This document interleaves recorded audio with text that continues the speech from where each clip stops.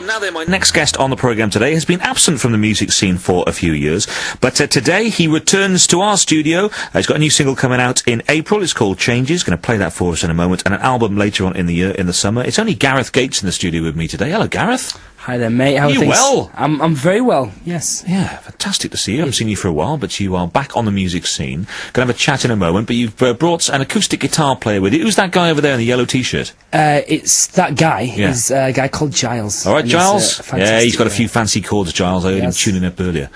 You're going to do a couple of songs for us today? I am. Okay. It feels fantastic to be in Wales. I have a few Welsh friends, and they told me to say Yakida. Okay. Who's your best Welsh friend? It's a guy called Sam Childs. Good. And if you're listening, mates, hey, Sam. all the best. Nice one, Sam, if he's out there somewhere. Yeah, you're going to do two songs for us. The first one is the single Changes. That's so right. we'll hear an acoustic version of that now, and then we'll have a chat here on BBC Radio Wales on the afternoon show with Gareth Gates. This is Changes.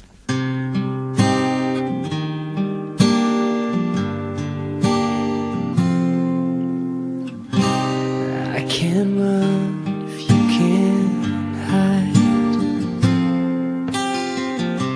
and I'm allowed to change my mind. But if I find a way to erase, turn the page on what we've left behind, 'cause I can't breathe when you're out of my sight.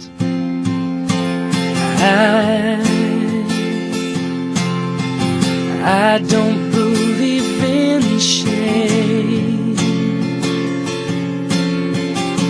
but it's alright to feel the pain. Everybody feels some pain, and I know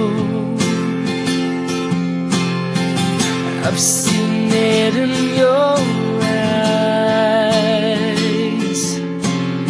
Every time I see you cry, I realize I've seen your tears too many times. We're going through changes.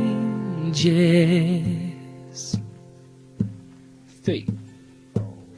I know I'm wrong and realize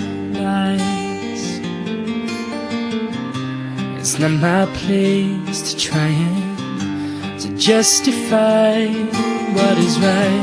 I'm not that knife in your side, 'cause I'm shedding the skin that I'm in. It's not my fate to live a life without you in.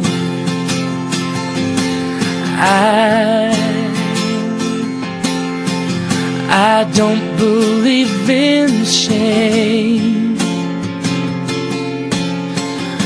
but it's alright to feel the pain.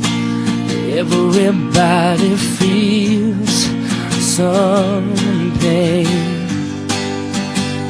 and I know I've seen it in your eyes. Every time I see you cry, I realize I've seen your tears too many times. We're going through changes.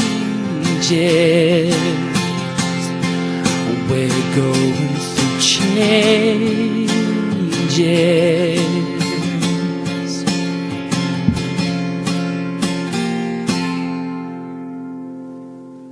That's Changes there, the new single, an acoustic version on the afternoon show from Gareth Gates. Changes, I like that song. Yeah. Very nice job. A couple of John Lennon chords in there, I thought. Is that am I wrong there, or is that correct? Would you say? I think that's pretty much spot on, and it's very flattering that that's what you're comparing it to. So thank you very much.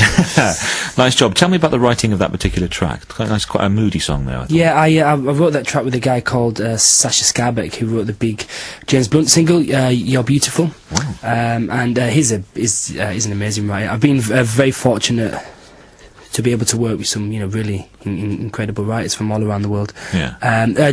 Changes is about, it pretty much sums up the past 3 years of my life, in that a lot's changed. Also the lyric talks about losing relationships, gaining other relationships, and ultimately the people that you have around you having a positive or a negative influence on the person that you become. Yeah. That's pretty much what it's about. Now, the album comes out in the summer, later on this year. Right. So, is it quite a personal album? Because you've been away for a while. You've obviously been writing songs a lot. So, are they a lot of the songs based on that kind of experience? Yeah, my songs that I've released in the past, I mean, they served a great purpose and I was very successful and all that. But I was never that passionate about what I was singing about. Yeah. It was always a record label say, there you go, Gareth, there's your next single. Yeah. I was never allowed any creative input onto the album. And at that age, I didn't really want it. I was very young after Pop Idol 17. Didn't really know what sort of artist or what sort of records I wanted to make. And so I was happy with the record company crafting and moulding me into the artist that they wanted to market. Yeah. And so this time round though, the album's the album that I've always wanted to make, and the album I made it and recorded it in the way that I thought all records were made. My last two albums, I just turn up to a finished track. Yeah. Stick my vocal on the track. That was it. That was all the input I gave. Yeah. And so this time round, I wanted to do it the proper way.